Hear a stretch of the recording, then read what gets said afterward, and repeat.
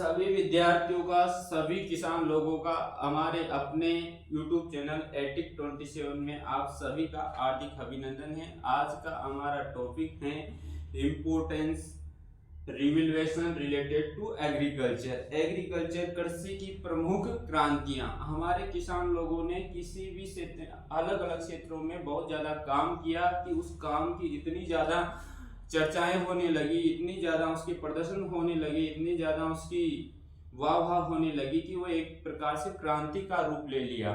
जैसे कि green revolution. Green revolution जैसे कि हम गेहूं और चावल संबंधित हैं, तो इन्होंने इस प्रकार से हमारा जो देश का जो पहले का जो प्रोडक्शन था बहुत कम था, हम आत्मनिर्भर नहीं थे, किसी दूसरे देशों के ऊपर आश्रित थे।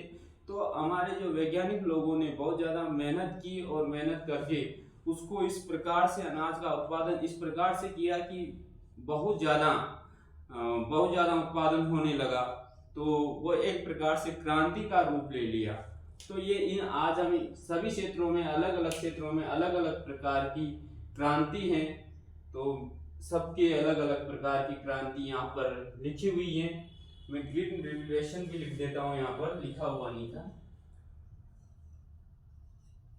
ग्रीन रिवोल्यूशन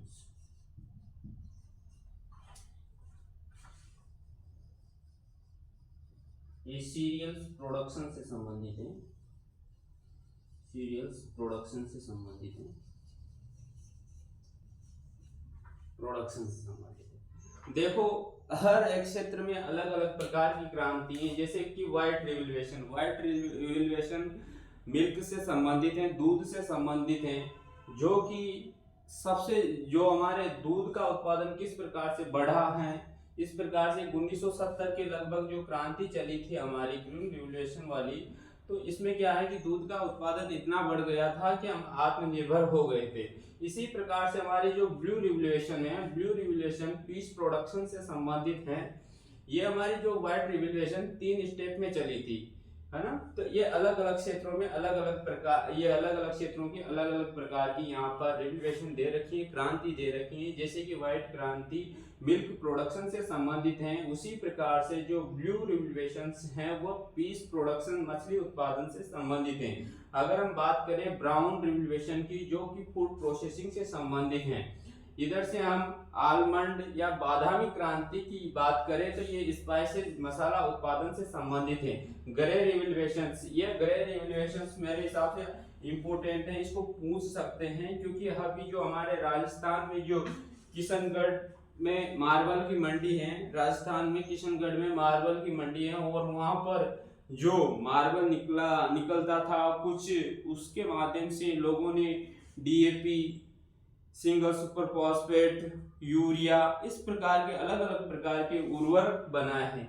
हम आपको एक टॉपिक में बात करेंगे कि असली यूरिया की क्या पहचान होती है, असली डीएपी की क्या पहचान होती है, सिंगल सुपर फॉस्फेट की क्या पहचान होती है, इनके बारे में हम चर्चा करेंगे आज ही दूसरे वीडियो में। बट मैं आपको अभी बता रहा हूँ कि ये जो ग्रे रिवोल्यूशन है ये हमारे फर्टिलाइजर प्रोडक्शन से संबंधित है, जो कि इस फर्टिलाइजर में बहुत ज्यादा गड़बड़, बहुत ज्यादा मिलावट, बहुत ज्यादा अडल्ट्रेशन पाई गई है। इसलिए क्या है, हम कहते हैं कि ज्यादा से ज्यादा अगर आप केमिकल का यूज करेंगे तो जमीन खराब हो जाएगी, बल्कि उसमें केमिकल न होकर भी उसमें इस प्रकार के पथरीले और जो मार्बल की जो चीजें मिली हुई थी, उससे कि वहाँ का जो उत्पादन था, वहाँ जो जहाँ पर भी जिन भी जमीन में उसको डाला जाता था, तो वह जमीन क्या खराब होती हुई जा रही थी, और धीरे धीरे इस प्रकार से वो क्या किसानों के लिए हानिकारक थी। तो हमारे जो कृषि मंत्री डॉक्टर किरोड़ी लाल जी मीणा साहब ने बहुत अच्छा काम किया। ये काम किसानों के लिए बहुत अच्छा है, और राजस्थान की क्रांति में अगर देखा जाए कृषि के क्षेत्र में तो सबसे अच्छा काम है। क्योंकि देखो, एक तो जमीन को अच्छा बनाना और अच्छी जमीन को बंजर बनाना, अच्छी जमीन को जब बंजर बनाने से कोई रोकता है तो उससे अच्छा काम कुछ नहीं हो सकता। तो ये बहुत अच्छा काम है, क्योंकि क्या है कि अगर ये पकड़ने में नहीं आते तो बहुत सारी जमीन बंजर हो जाती है। किसान की स्थिति तो वैसे भी बहुत कमजोर है।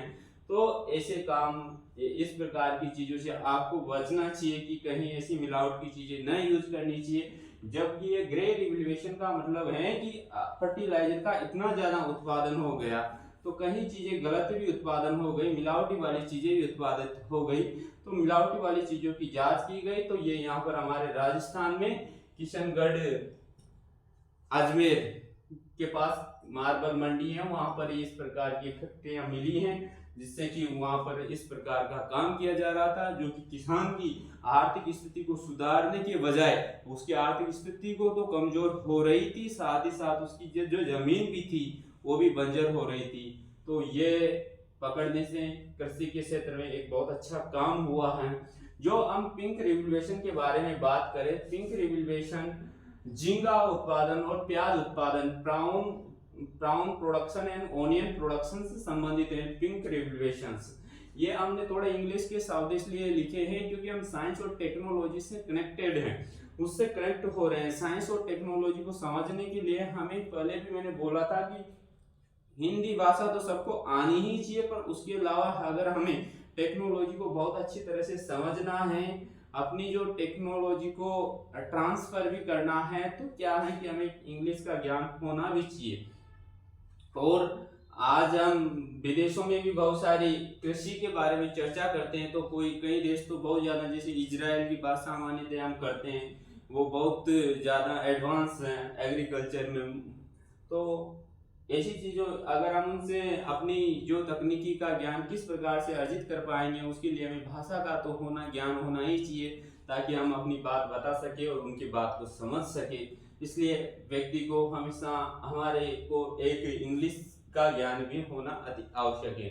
हालांकि जो मैंने इंग्लिश लिख रखी है इसमें कोई इतनी इंग्लिश नहीं है, नॉर्मल इंग्लिश है, क्लास 1-2 क्लास की इंग्लिश है, कोई ज्यादा नहीं है, इसको हर व्यक्ति समझ सकता है। परंतु स्टेप बाय स्टेप चलते हैं तभी जाके हमारे और भी ज्यादा समझ में आता है। जैसे कि आप अभी इन शब्दों को देख रहे हो, 2-2, 5-5 मीनिंग को देख रहे हो एक एक सेंटेंस में, तो आने वाले सेंटेंस में लंबे लंबे सेंटेंस बनेंगे, तो वो आपको क्या समझने में थोड़ी कम कठिनाई होगी अगर आप अभी से इनमें ज्यादा मेहनत करोगे। तो विद्यार्थियों को अगर एग्रीकल्चर पढ़नी है तो एग्रीकल्चर को उसमें बीएससी, एमएससी, पीएचडी करनी है तो आपको इंग्लिश तो आनी ही चाहिए। जिसको इंग्लिश का ज्ञान नहीं है वो ज्यादा सफल नहीं हो पाएंगे, क्योंकि ये क्या है कि तकनीकी सब्जेक्ट हैं, टेक्निकल सब्जेक्ट हैं। इनमें क्या है कि इंग्लिश का जो हम स्टडी मैटर बहुत अच्छा मिलता है, तो इसलिए आपको इंग्लिश का ज्ञान होना अति आवश्यक है। बात करेंगे हम गोल्डन रिवोल्यूशन की। गोल्डन रिवोल्यूशन फ्रूट प्रोडक्शन से संबंधित है, फलों के उत्पादन से संबंधित है। बात करेंगे हम राउंड रिवोल्यूशन की। राउंड रिवोल्यूशन पोटैटो उत्पादन से संबंधित है। बात करेंगे हम रेड रिवोल्यूशन टोमेटो और मीट उत्पादन से संबंधित है। ठीक है। सिल्वर रिवोल्यूशन पोल्ट्री या एग प्रोडक्शन, अंडे उत्पादन से संबंधित है। ब्लैक रिवोल्यूशन हमारी जेट्रोपा या बायोडीजल, ये जेट्रोपा का सबसे ज्यादा उत्पादन हमारे जो फतेहपुर सीकर में है, जहां पर हमारे राजस्थान का प्रथम केवीके बना था 1976 में, उसके वहां पर और जयपुर के आसपास उसके बहुत बड़े फार्म लगे हुए हैं। ये बायोडीजल के रूप में इसका प्रोडक्शन किया जाता है, ब्लैक रिवोल्यूशन, और इसके प्रोडक्शन का बढ़ा तो इसको ब्लैक रिवोल्यूशन नाम दिया। ऐसे ही रेनबो रिवोल्यूशन है developed in all agriculture sector, कृषि के सभी क्षेत्रों का विकास करने को कहते हैं इंद्रधनुष क्रांति। Yellow revolution oil seed production से संबंधित है, जो तिलहनी फसलें होती हैं, तिलहनी फसलों का उत्पादन बढ़ाने को हम येलो रिवोल्यूशन कहते हैं। इसे परभनी क्रांति, परभनी एक प्रकार से भिंडी की एक वेराइटी भी है, उसी के नाम से इसको वह वेराइटी ज्यादा से ज्यादा फली फूली और उसी के नाम से ओकरा प्रोडक्शन रख दिया। भिंडी का इतना ज्यादा प्रोडक्शन होने लग गया कि उसको उस क्रांति को उसका इतना ज्यादा प्रोडक्शन हुआ कि उसको परभनी रिवोल्यूशन ही कर दिया। उसी प्रकार से ऑरेंज रिवोल्यूशन, जो कि सिट्रस प्रोडक्शन से संबंधित है, जिसमें नींबू वर्गीय फल आते हैं, उनसे संबंधित है। एवरग्रीन रिवोल्यूशन का मतलब है कि जो अधिक उत्पादन देने वाली वेराइटीज हैं उनको लगातार उगाते रहना ताकि उत्पादन बढ़ता रहे, उससे संबंधित है। ये ग्रीन रिवोल्यूशन सीरियल्स से संबंधित है, हमारे अनाज वाली फसलों को बढ़ावा देना, मुख्य रूप से व्हीट एंड राइस इसके लिए मुख्य रूप से ग्रीन रिवॉल्यूशन को जानते हैं। तो इस प्रकार की जो ये इतनी रिवॉल्यूशन हमारे भारत में हुई, इनका मेन पर्पज ये था कि हमारे को पहले हमारी स्थितियां इन क्षेत्रों में कमजोर थी, तो हमारे जो साइंटिस्ट लोगों ने और सरकार की मदद के माध्यम से इस प्रकार की रिवॉल्यूशन इस प्रकार के चीजों में काम किया और इतना अच्छा काम किया कि वो एक क्रांति के रूप में आई, तो वो एक प्रकार की क्रांति बन गई। तो ये क्या है कि हमारे देश को आत्मनिर्भर बनाने में सहायक हैं ये सब चीजें। तो इसलिए आप सब लोगों को भी क्या है कि इन चीजों को समझते हुए इस प्रकार से ये विद्यार्थियों के लिए तो जो पढ़ने ये एग्जाम की दृष्टि से महत्वपूर्ण है ही सही, पर किसान के लिए इसलिए महत्वपूर्ण है कि किसान को क्या है कि कहीं किसान लोगों का सरकार के माध्यम से विदेशों में भी भ्रमण होता है, तो वहां पर क्या है कि हमारे एक ही भाषा बचती है, वो इंग्लिश बचती है। वो उनकी भी अपनी एक भाषा होती है अलग, परंतु उनको भी इंग्लिश का ज्ञान रखना पड़ता है क्योंकि ये एक इंटरनेशनल लैंग्वेज है। तो इस लैंग्वेज का तो आपको ज्ञान होना चाहिए। तो इस प्रकार से आप भी इंग्लिश में समझने की कोशिश करना, ताकि आपको भी ज़्यादा से ज़्यादा फायदा मिलेगा। क्योंकि हमारा उद्देश्य केवल वो ट्रेडिशनल जो एग्रीकल्चर चल रही है उसी तक सीमित नहीं है। अब हमें अपने एग्रीकल्चर की स्टाइल को चेंज करना है। उसके लिए क्या है कि हमें अपने आप से शुरुआत करनी है। हमारी तकनीकी और भी ज़्यादा विकसित होनी चाहिए। हमारा क्या है कि कम आय में हमारे को अधिक ज़्यादा प्रोडक्शन ले सके, इसलिए क्या है कि आपको तकनीकी का ज्ञान होना अति आवश्यक है, क्योंकि बिना तकनीकी अधिक प्रोडक्शन नहीं मिल सकता। इसलिए तकनीकी का ज्ञान होना अति आवश्यक है, और साथ ही साथ सहयोग, जो सरकारी योजनाओं का सहयोग भी आपको मिलना चाहिए। ठीक है, तो आप सभी विद्यार्थियों को तो इस प्रकार से याद रखना है कि विद्यार्थियों के लिए इसमें से क्वेश्चन आते हैं, जेट में आता है, आईसीआर में आता है, बीएचयू में आता है, एग्रीकल्चर सुपरवाइजर में आता है, डब्ल्यू में आता है, एओ में आता है, एआरओ में आता है, डबल एआरओ में आता है। देखो 20% तो कोई सा भी कितना भी हाई लेवल का एग्जाम हो, 20% वेटेज तो लोअर क्वेश्चनों का ही होता है। उसमें क्या है कि जो सुपरवाइजर में आएगा वो एआरओ डबल एआरओ में भी आ जाता है, एओ में भी आ जाता है, डबल एओ में भी आ जाता है। इसलिए जो भी हम बताते हैं उन चीजों को आप ध्यान से देखा करो, ये आपके हित की रहेगी। ठीक है, धन्यवाद आप सभी को।